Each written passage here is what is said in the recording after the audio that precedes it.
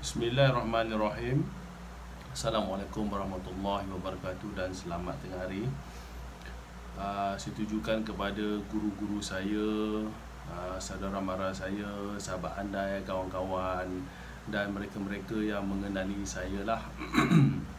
Syukur Alhamdulillah pada tengah hari ini saya dah selesai pergi ke Mindef, ada urusan tadi. So bila dalam perjalanan balik saya terfikir untuk membuat perkongsian video inilah. Okey, pada hari ini saya nak berkongsi pengetahuan yang mana boleh dianggap sebagai satu pengetahuan yang bermanfaat kepada saudara-saudara sekalian, iaitu setiap insan daripada kita mempunyai matlamat dan hala tuju kehidupan masing-masing. Jadi di sini ingin saya kupaskan kepada beberapa persoalan ataupun beberapa matlamat yang patut kita ketahui. Contohnya seperti kenapa kita perlu hidup, kenapa kita perlu bekerja, kenapa kita perlu beribadat, kenapa kita perlu berkahwin, kenapa kita perlu mempunyai anak, kenapa kita perlu telefon ibu bapa di kampung, kenapa kita perlu berkongsi pengetahuan dengan orang lain, kenapa kita perlu ada kereta, ada motosikal, ada basikal, ada hobi masing-masing. So ini yang cuba saya kongsikan pada tengah hari inilah. Dulu semasa saya belajar di UKM Bangi, saya telah menetapkan semua hala tuju matlamat. Contohnya kenapa saya perlu bekerja. So di masa itu saya melihat saya perlu bekerja kerana saya nak cari duit, saya nak bayar hutang saya kereta, motor saya, rumah saya, daripada hutang-hutang lain, hutang bank. Lepas tu saya nak menyara keluarga saya. Itu matlamat saya bekerja. Lepas tu pula kenapa saya perlu berkahwin dan ada anak. Untuk saya pada masa itu, ada anak merupakan salah satu daripada meneruskan generasi ataupun keturunan, kelangsungan hidup saya, keturunan saya. Itulah kenapa saya perlu ada anak. Kenapa saya perlu telefon ibu bapa saya di kampung. Okay, pada masa itu saya beranggapan bahawa saya perlu menelefon kerana sebagai seorang anak, saya perlu bertanyakan khabar, minta ibu bapa saya doakan keselamatan, rezeki saya. Lepas tu kenapa saya perlu bersosial dengan kawan-kawan. Pada masa dulu saya beranggapan kerana selain daripada bekerja, kita kena ada sedikit hiburan untuk diri kita. Okey. Ini adalah kali kedua saya menyambung pelajaran saya di Universiti Kebangsaan Malaysia. So saya, orang Kedah kata, dah 2 kali belajar kan. So cerdik sikit. Jadi saya nak berkongsi dengan saudara, kawan-kawan saya sekalian tentang matlamat-matlamat yang saya sebutkan tadi.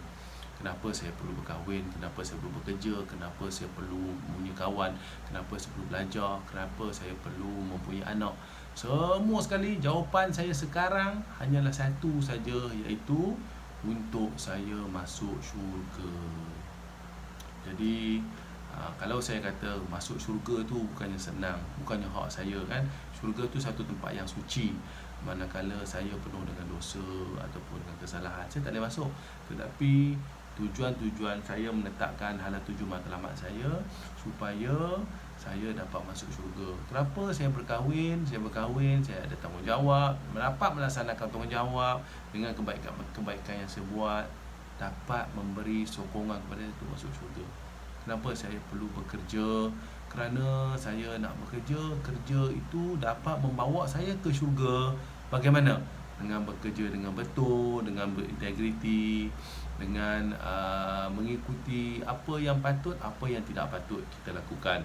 Okay, kenapa saya perlu ada anak? Kerana doa anak dapat menembus ibu bapanya daripada api neraka. Dalam Islam dia kata kalau anak tu membaca Quran, dosa ibu bapanya terangkat, terampun.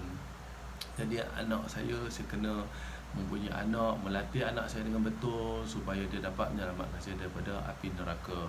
Okey, lain-lain tu seperti kenapa saya berkawan, saya perlu berkawan supaya saya dapat menunjukkan contoh yang baik, dapat memberi manfaat kepada kawan-kawan, dapat menolong kawan-kawan, dapat menolong orang yang di sekitaran supaya bermanfaat, dan di situ dapatlah kebaikan kepada saya, yang mana kebaikan itu akan dikira semasa timbang tara di akhirat kelak.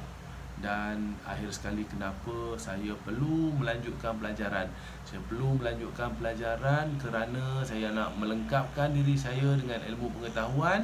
Apabila saya ada ilmu pengetahuan, terutamanya dalam bidang psikologi, saya dapat celik akal, lebih sedar dengan apa yang saya lakukan, tindak tanduk saya lakukan, dan memperbaiki diri saya ke arah yang lebih baik. Jadi contohnya, tangan saya. Saya sekarang berusia saya dah berusia 44 tahun. Tangan saya ni sekarang ni tetap sama berusia dengan saya selama 44 tahun juga. So sepanjang 44 tahun tu, saya lihatkah tangan saya ni, kulit dia, urat-urat dia, kuku dia, saya walaupun berada bersama saya, tetapi saya tidak menghayatinya. Dengan belajar ilmu, saya lebih menghayati persekitaran, anggota tubuh badan saya, terutamanya akal fikiran saya, untuk lebih menjadi baik daripada sebelum ini. Sekian saja saya kongsikan pada tengah hari ini, pada petang ni. Semoga bermanfaat. Nanti saya kongsikan lagi beberapa tajuk-tajuk yang menarik, yang mana harapan saya dapat menjadikan ilmu yang manfaat. Sekian, terima kasih. Jumpa lagi. Assalamualaikum.